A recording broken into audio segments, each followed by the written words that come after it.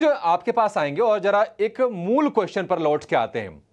मान लीजिए कि मैं ट्रेड नहीं करता हूं या फिर ऐसा कोई हमारे जो दर्शक हैं, मान लीजिए कोई ट्रेडर नहीं है, लेकिन अगर मन बना लिया कि अच्छा अब मुझे ट्रेड करना है, तो शुरुआत कैसे करनी है?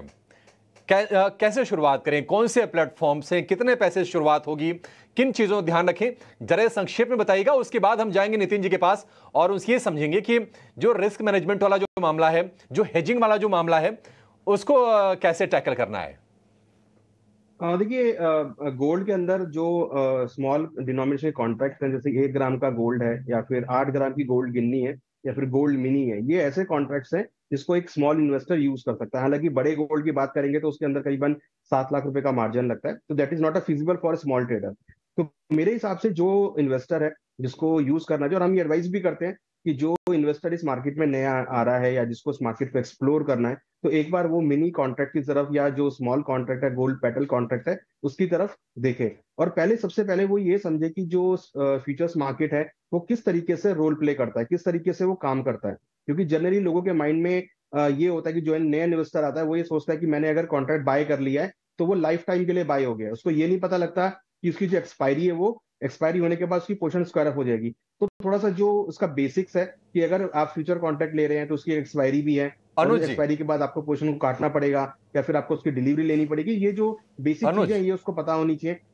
हम हम्म। जनरली ऐसा फीडबैक भी आता है, इन्वेस्टर बोलते हैं कि हमने बाय करा था बट मेरी पोजीशन कट अनुज। गई, क्योंकि उसको ये पता नहीं लगता कि उसकी पोजीशन जो है एक्सपायर हो गई है। जी।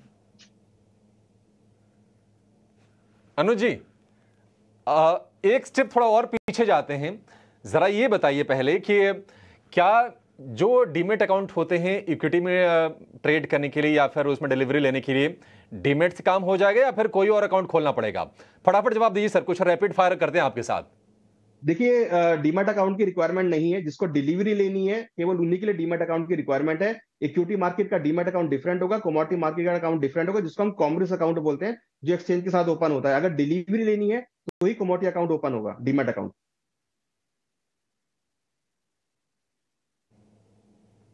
ओके, ठीक है।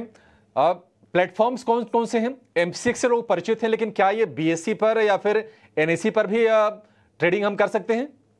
देखिए, इनिशियली तो एमसीएक्स पर अवेलेबल है क्योंकि वहां पर वॉलिटिलिटी और वॉल्यूम है, क्योंकि ये मार्केट जो है वॉलिटिलिटी और वॉल्यूम का खेल है। अगर वॉलिटिलिटी और वॉल्यूम है तो आप ट्रेड कर सकते हैं। हालांकि बीएससी एनएससी पर भी कॉन्ट्रैक्ट है बट वहां पे वॉलिटिलिटी या वॉल्यूम नहीं है। बट जो अभी प्रेफरल है वो एमसीएक्स है, क्योंकि एमसीएक्स में यहाँ पर वॉलिटिलिटी भी है और वॉल्यूम भी है। तो अभी फिलहाल जो एक्सचेंज है वो एमसीएक्स है, जहां पर आप इजीली विदाउट एनी हसल के आप ट्रेड कर सकते हैं।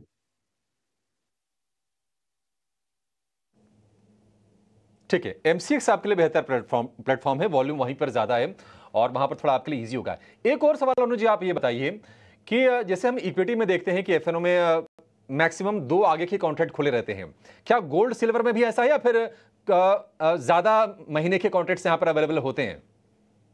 देखिए, यहाँ पर आपके पास अगर आप गोल्ड पेटल की बात करेंगे तो आपके पास मंथली कॉन्ट्रैक्ट है। गोल्ड की अगर बात करेंगे तो हमें बाई मंथली कॉन्ट्रैक्ट है। एक बारी में आपको 3 से 4 कॉन्ट्रैक्ट मिलते हैं। राइट मीन्स अगर आप देखेंगे तो आपको करीबन 4 से 5 के आसपास की जो कॉन्ट्रैक्ट्स है वो मिलते हैं। मगर अगर आप देखेंगे तो जो लिक्विडिटी है वो स्टार्टिंग के 2 कॉन्ट्रैक्ट्स में रहती है, और फिर वो जो लिक्विडिटी है वो आगे शिफ्ट होती जाती है। तो कहीं ना कहीं अगर आप देखेंगे तो यहाँ पर एक लंबा टाइम मिलता है। मीन्स अगर आप बड़े गोल्ड की बात करेंगे तो वहां पर आपको करीबन आने वाले 6 से 7 महीने के बाद के आप कॉन्ट्रैक्ट में आप ट्रेड कर सकते हैं, क्योंकि बाई मंथली कॉन्ट्रैक्ट है। तो कॉन्ट्रैक्ट का कोई इशू नहीं है। अगर एक लंबी अवधि का भी ट्रेडर कोई ट्रेड करना चाहे तो वो ट्रेड कर सकता है। अगर कोई ज्वेलर इसको हेज करना चाहे तो हेज करने के लिए भी कॉन्ट्रैक्ट अवेलेबल है। तो टाइम की या कॉन्ट्रैक्ट की यहाँ पर कोई कमी नहीं है। आप एक लंबा व्यू बना के भी यहाँ पे ट्रेड ले सकते हैं।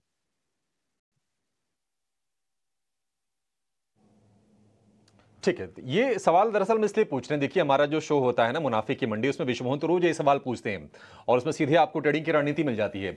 लेकिन महाकुंभ को करने का मकसद ये है कि नए लोग आए, नए लोगों के बीच जागरूकता हो।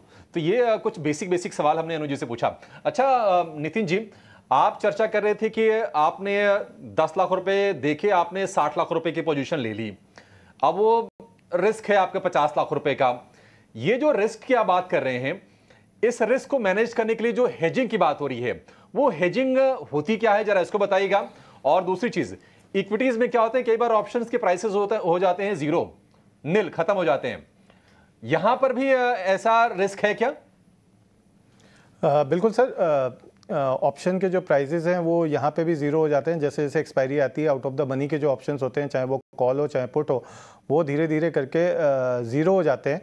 रिस्क मैनेजमेंट की अगर हम बात करें तो सपोज़ मान लीजिए कोई एक नया ट्रेडर है और वो नया ट्रेडर आके सपोज़ मान लीजिए उसने फ्यूचर की एक पोजीशन बनाई है, वो फ्यूचर में उसने एक लॉट बाय किया है, तो सिमिलरली वो क्या कर सकता है कि एक पुट ऑप्शन बाय कर सकता है। तो वो पुट ऑप्शन बाय करने के साथ क्या होता है कि उसको एक मेंटल रिलीफ मिल जाता है कि सपोज़ मान लीजिए कि अगर गोल्ड नीचे आया 2000 पॉइंट या 3000 पॉइंट किसी भी वजह से नीचे आया, तो वो पुट ऑप्शन जो है उसको वो हेज प्रोवाइड कर देती है। और टाइम टू टाइम वो क्या कर सकता है कि एक लेवल पे सपोर्ट पे अगर मार्केट आता है और एक अवेयर ट्रेडर है जो विश्वमन जी का मुनाफे की मंडी का प्रोग्राम देख रहा है और वो जान रहा है कि सपोर्ट यहाँ पे है, तो वो उस पुट को शिफ्ट भी कर सकता है। कि मैं एक एग्जांपल देता हूँ, मैंने 72,500 पे या 73,000 पे सपोज फ्यूचर खरीदा और 72,500 का पुट ले लिया। अब सपोज मान लीजिए भाव गिर के वो 70,000 आ गया, तो मैं क्या कर सकता हूँ कि मैंने जो 72,000 का पुट लिया था उसको मैं शिफ्ट कर सकता हूँ 70,000 पे। 70,000 के नीचे आया, मैं ऑलरेडी हेज्ड हूँ, लेकिन ऊपर अगर आ गया तो ये जो बीच के डिफरेंस का मार्जिन है वो मुझे मिल जाता है। ओके, तो ये रिस्क मैनेजमेंट की आपके के लिए कितनी अहमियत है, क्यों ज़रूरी है, इसके बारे में आपने कुछ बेसिक सवाल सुने। जयब, आपसे मेरा एक सवाल होगा, अलग अलग लेवल्स के लोग होते हैं कि ज्वेलर है जिनके पास ऑलरेडी इन्वेंट्री है, किसी को फ्यूचर में खरीदना है, कुछ कोई इंपोर्टर है, कोई रिफाइनर्स है, तो पूरे वैल्यू चेन के अलग अलग स्केल पे अलग अलग लेवल पे वो लोग काम कर रहे हैं। तो सबके लिए उनके लिए हेजिंग की स्ट्रेटजी अलग अलग क्या हो सकती है, वो कैसे हेज कर सकते हैं, कुछ ऐसे केस स्टडीज़ वगैरह के जरिए आप बताएं। जी विश्वनाथ जी, देखिए आपने पहला कैटेगरी बताया जो हेजर्स हैं और जिनके पास ऑलरेडी स्टॉक है, तो उनके लिए चिंता की बात क्या रहती है। मैं अगर एकदम लेमन टर्म्स में अगर आपको समझाऊं, भाव गिरने की, तो वो अपने जो होल्डिंग है उसको कैसे हेज करे, तो उनके लिए इजीएस्ट तरीका है वो या फ्यूचर्स सेल कर दें। ओके, फॉर मंथ, एक महीने आगे का। और अगर मुझे जैसे खरीदना है, मैं इंपोर्टर हूँ, मुझे खरीदना है, फेस्टिवल सीजन की तैयारी करनी, तो मैं कैसे हेज करूँ? तो आप फ्यूचर की में पोजीशन बाई कर सकते हैं। ओके, लॉन्ग पोजीशन बना सकते हैं और इस पे बहुत कुछ डिपेंड ऑप्शंस के जरिए भी जा सकते हैं। ऑप्शंस के जरिए भी जा सकते हैं, लेकिन ऑप्शंस में आपको ये ध्यान रखना जरूरी है कि ऑप्शंस का टाइम वैल्यू होता है। ऑप्शन जैसे जैसे एक्सपायरी के नज़दीक आता है उसका टाइम वैल्यू 0 हो जाता है। ओके, तो वहाँ पे ऑप्शन उनके लिए बेहतर होगा जो कुछ तय समय के लिए चाह रहे होंगे कि जब तक इन्वेंट्री हमने खरीद ना ली तब तक के लिए, अगर वो ऑप्शंस को कैरी कर उस तरह के लिए यूज़ कर सकते हैं। कुछ लोग होते हैं जो एंड यूज़र है या उनका मैन्युफैक्चरिंग है, रिफाइनरी है, तो उनके लिए वो अपना प्रोडक्ट ऑलरेडी बेच चुके होते हैं और उनके लिए एक स्पेसिफिक डिलीवरी टाइम होता है। तो वो डिलीवरी टाइम तक मुझे अपना मार्जिन मेंटेन करने के लिए मैं उसे फ्यूचर्स से हेज करके रखता हूँ। ओके, तो ये तो नॉर्मल एक हेजर हो गए।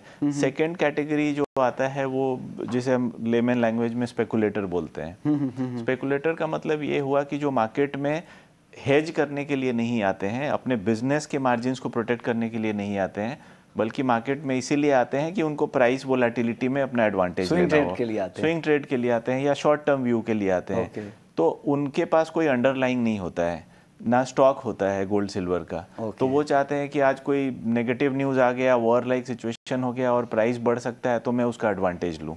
तो उस तरह के स्पेकुलेटर्स के लिए या तो मैं फ्यूचर्स में ट्रेड करूँ या मैं ऑप्शंस में कॉल बाई कर लूँ। लेकिन अगर इस पे भी कोई फर्स्ट टाइम यूज़र है तो सलाह ये होगी कि उसे कभी भी बड़े कॉन्ट्रैक्ट में नहीं आना चाहिए।